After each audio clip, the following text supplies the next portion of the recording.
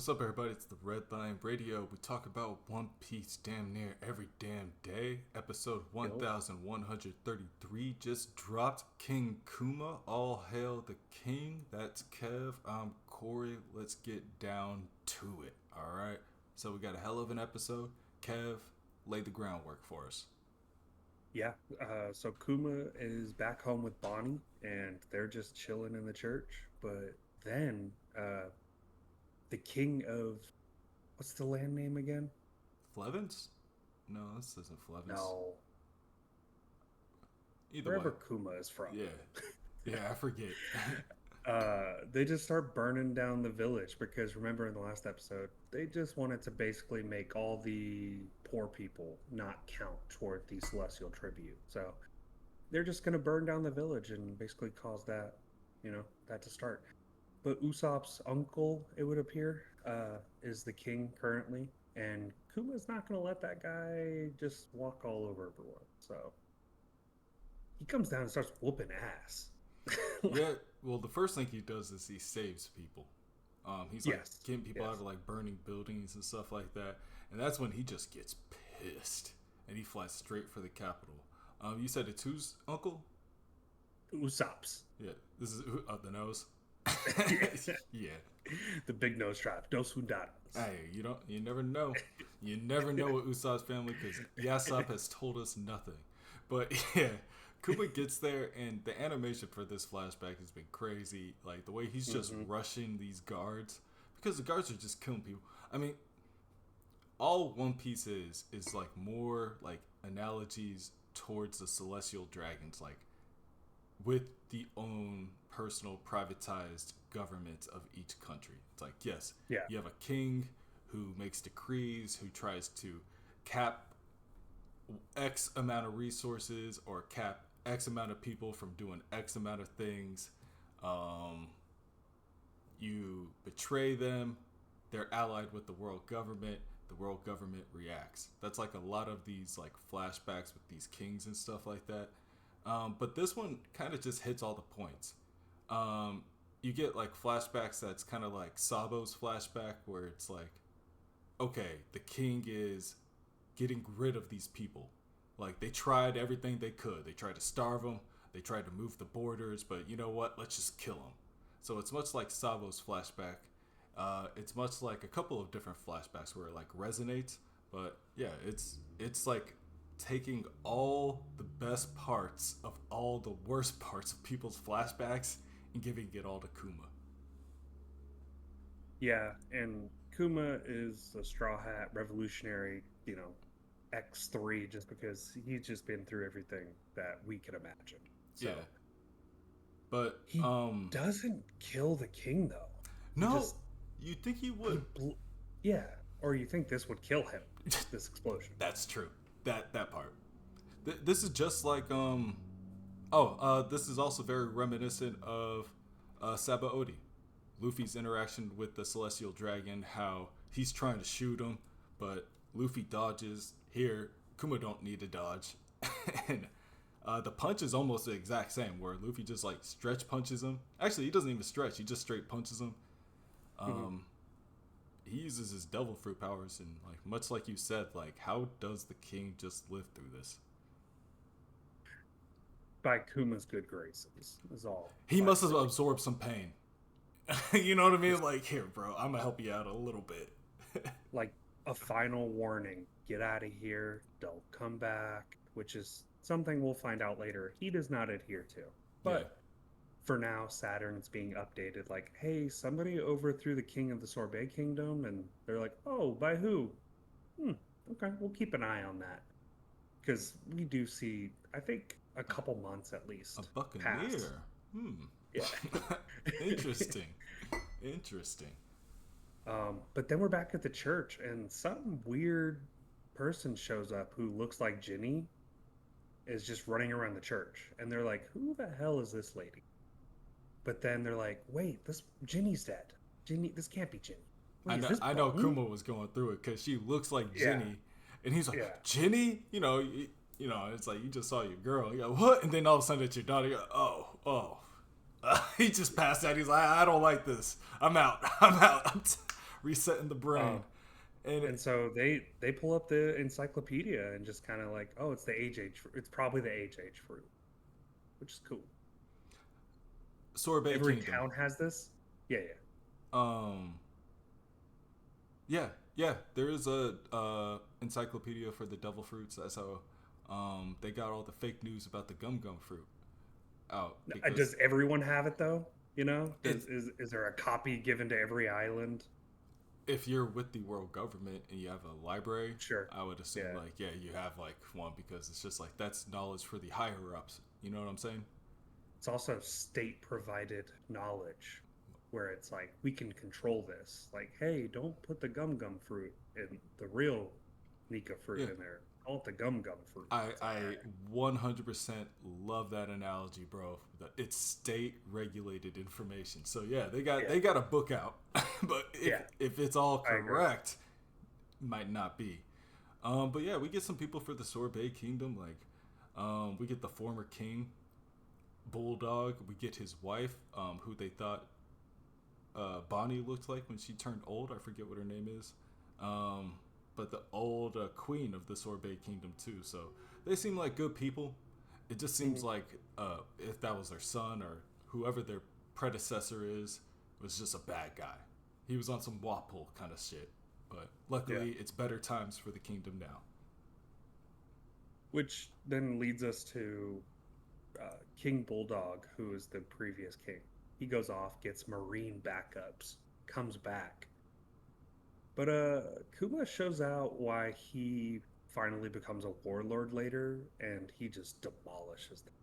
One shot. Just ends it. Yeah. And it's the same attack we've seen. It's just a fucking paw bomb. You know what I mean? I gotta find a better name for those, but yeah. The way they make it is kind of crazy. Like his eyes are glowing red now and everything. Like when he be getting in his zone when he's fighting, he's in his zone when he's fighting, and then when he turns it off. He's hanging out with his family, eating pizza and shit. What I like is that there's like the animation just goes crazy because it's huge. It's like Luffy's fist in Wano, and then like a millisecond before it explodes, it like just gets shrunk down to like a single paw real quick. Yeah. And then just implodes. It's like an atom bomb. I mean, that's what he's doing. Very cool. But you know, it's not always good times. It may be good times for everybody, but it's not good times for Kuma because we have to talk about Bonnie, who's getting the sea prism stone or whatever it's called, sea scale, whatever. She got the blue chips on her face, and they gotta get it off, or she's gonna die. She got 5 years now. You know what I mean? So he goes on his trip. Sapphire scale, thank you. Sea prism scale, sapphire. Blue chip stones. But yeah, this is where he goes on his world journey. Sees all the places the Roger Pirate saw. Sees all the places that he sent the Straw Hats. So, you know, everybody makes it everywhere. Which it's nice. It's nice to see these people. I mean, it's kind of crazy seeing the Chopper one. Yeah. Because they were only fascinated with eating. And he's like, oh, that's really sad. It's like, bro, you eat people. Shut up. Like, yeah, but they were the doctors. They were like the most advanced doctors in the world. That was their whole thing. Yeah. Yeah, I don't know. They turn into cannibals pretty quick, though. Chopper's not a person, though, is he? He's an animal at the end of the day. I guess. You ain't wrong. Hey, they talked about eating Chopper a lot. You know what I mean? Back in the day. Yeah. The only reason they don't now is because they know Chopper. You know what I mean? Like, and I guess because he could talk. And so Kuma basically goes to all these islands, crosses the Grand Line, and can't really find anybody to help him. Bam. So he cries himself going to sleep. Law's background, Corazon. Very reminiscent of that, where it's just like, no, bro, ain't nobody can fix this. The only thing that can fix this is the power of a devil fruit. You know what I mean? Or Vegapunk, I guess. Could Vegapunk have cured Law? Probably. As long as he gave him the Api no Mi or some shit, you know? Like, he's like, as long as you kill me. Without the devil fruit. Oh, yeah. Oh, you mean... oh, you stupid. I thought you meant give Law. Nah. He was like, I'll trade you. I'll trade you. No. How much you like this kid? Vegapunk is a I shady trade motherfucker, up, dude. motherfucker. I trade up. All right. Yeah. I'm one of them He's like, bargainers. All hey, right. look. He's like, look, either I'll wait until you die or I can barter with you now. But I guess that's fair. Uh, Kuma then like runs into the uh, revolutionaries again, and they've left Bonnie's or Ginny's seat vacant for a couple years now. So very Whitebeard and Odin esque, like where hey, nobody was the second commander until Ace came along. Well, So a lot of times it's people just don't fit the bill. You know what I mean? Like, not yeah, everybody's. sure, sure. It's like, yeah, that's still a leader. You know what I mean? I Just feel like because you're I feel not. like the military needs people in positions though. Yeah, You like it's know, like you need to be a specific type of leader to be in those leadership positions. You know what I mean? yeah, Um, that's fair. Kuma's a large person. Bello Betty's straight up laying on his shoulder. And it's like, bro, I forget. Like, when you were holding that baby, she was like smaller than the palm of your hand. It was like, bro, be careful Yeah, with that. Like, don't drop it. yeah, for real. Don't even close your hand. Actually, give me the baby. Give me the baby. But yeah, he's talking to Dragon. He's talking to all the revolutionaries. And that's when I think Dragon tells him about Vegapunk. Yeah, which again, another thing. Why didn't Dragon tell him this like 7 years ago? Like as soon as Ginny came back, I feel like you would know that Bonnie could also get the same disease. Hey, FYI, Kuma, this awesome doctor, Vegapunk, could maybe help you out one day. But it's like, It's I'm wondering, like, what extent does Dragon speak with Vegapunk? Because they used to talk, but now yeah, Vegapunk that's is true. affiliated with the military and Dragon is not. Yeah. So maybe it could be like one of those things like, all right, man, like I talked to this guy, like I didn't think I was gonna run into this guy, but I talked to him and he's still chill, so maybe go talk to That's fair. Vegapunk.